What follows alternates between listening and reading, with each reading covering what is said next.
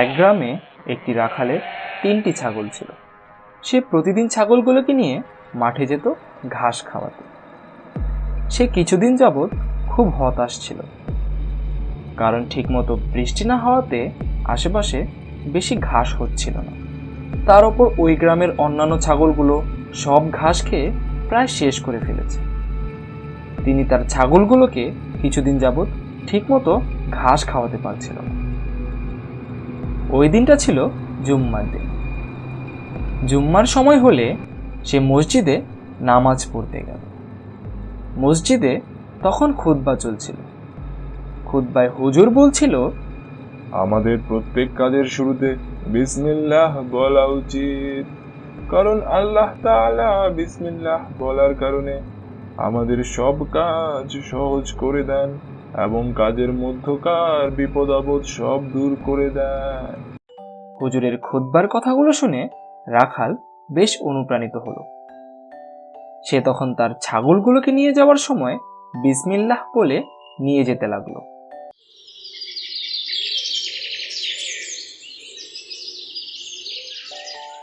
পরদিন সকালবেলা ঘর থেকে রওনা হওয়ার সময় বিসমিল্লাহ বলে ছাগলগুলোকে ঘাস খাওয়াতে নিয়ে গেল।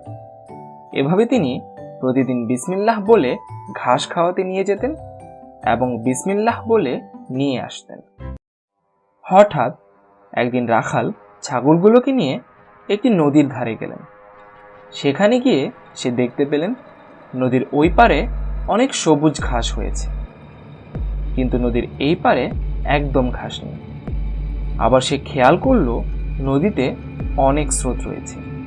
সে এখন কি করবে ঠিক বুঝতে পারছে না।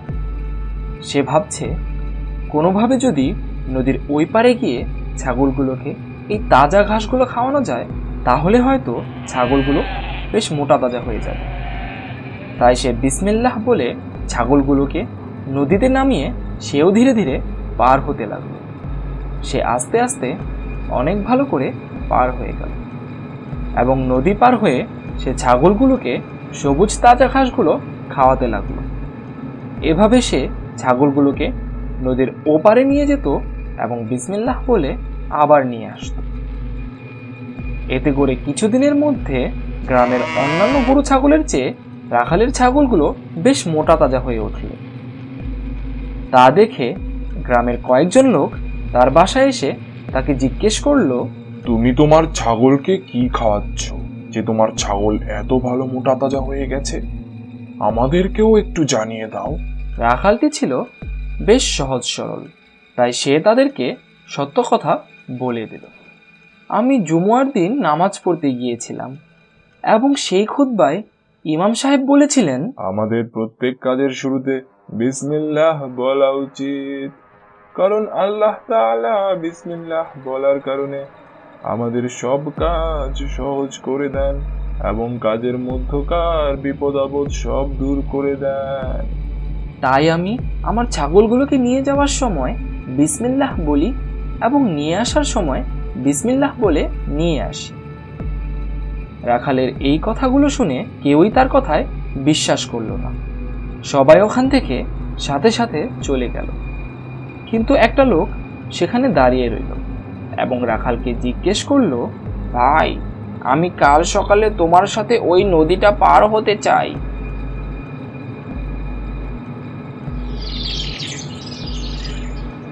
পরদিন সকালে তারা ওই নদীর দিকে রওনা হলো এবং নদী পার হওয়ার আগে লোকটি একটি রশির সাথে তার কোমর বেঁধে দিল এবং রশির অন্য মাথা একটা গাছের সাথে বেঁধে দিল, যাতে সে নদীর স্রোতে তলিয়ে না যায়। লোকটি তখন বিসমিল্লাহ বলে যেই না নদীতে পা দিয়েছে, সাথে সাথে নদীর স্রোত তাকে অনেক দূর নিয়ে গেল, কিন্তু রশি দিয়ে তার কোমরটি গাছের সাথে বেঁধে থাকায় লোকটি কোনোভাবে রক্ষা পেল। তারপর রাখালটি বিসমিল্লাহ বলে তার ছাগল 3টেকে নিয়ে নদী পার হতে লাগলো। লোকটি খেয়াল করলো রাখালটি খুব সুন্দরভাবে তার ছাগলগুলোকে নিয়ে নদীটা পার হলো। নদীর স্রোত তখন অনেক ধীরে ধীরে যাচ্ছিল। রাখালটি ছাগল 3টিকে ওই পারে দিয়ে এসে জলদি করে এই পারে এসে লোকটিকে বলল, ভাই, তুমি ঠিক আছো তো? তোমার কিছু হয়নি তো?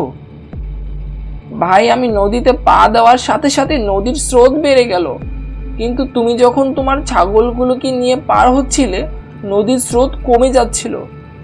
কিন্তু এটা কেন হলো? আমার কোমর তো রশি দিয়ে বাঁধা ছিল। তারপরেও আমি পড়ে গেলাম। আবার আমি বিসমিল্লাহ বলেছিলাম। ভাই, আমি বিসমিল্লাহ বলে আল্লাহর উপর ভরসা করে নদী পার হয়েছি। কিন্তু তুমি বিসমিল্লাহ ঠিকই বলেছ, কিন্তু আল্লাহ তাআলার উপর ভরসা করতে পারোনি। তুমি রশি দিয়ে তোমার কোমর বেঁধে দিয়েছিলে, আর গাছের সাথে রশির অন্য প্রান্তটি বেঁধে দিয়েছিলে। তাই আল্লাহ তাআলা ওই রশির ওপর তোমার দায়ভার দিয়ে দিয়েছিল, যার ফলে রশিটি তোমাকে নদীর স্রোত থেকে রক্ষা করতে পারেনি। তুমি যদি রশি দিয়ে নিজের কোমরটিকে না বেঁধে আল্লাহ তাআলার ওপর ভরসা করে নদীটি পার হতে, তাহলে অবশ্যই তুমি খুব ভালোভাবে নদীটি পার হতে পারতে। তখন লোকটি তার ভুল বুঝতে পারল। আমরা এই গল্প থেকে শিক্ষা পাই, আমাদের প্রত্যেক কাজের শুরুতে বিসমিল্লাহ বলা উচিত, এবং আমরা যখন বিসমিল্লাহ বলি তখন আমাদের আল্লাহ তাআলার ওপর পূর্ণ বিশ্বাস নিয়ে বিসমিল্লাহ বলা উচিত, এবং কোনো ধরনের সাহায্য ছাড়া শুধুমাত্র আল্লাহ তাআলার ওপর ভরসা করলেই আমাদের জন্য যথেষ্ট।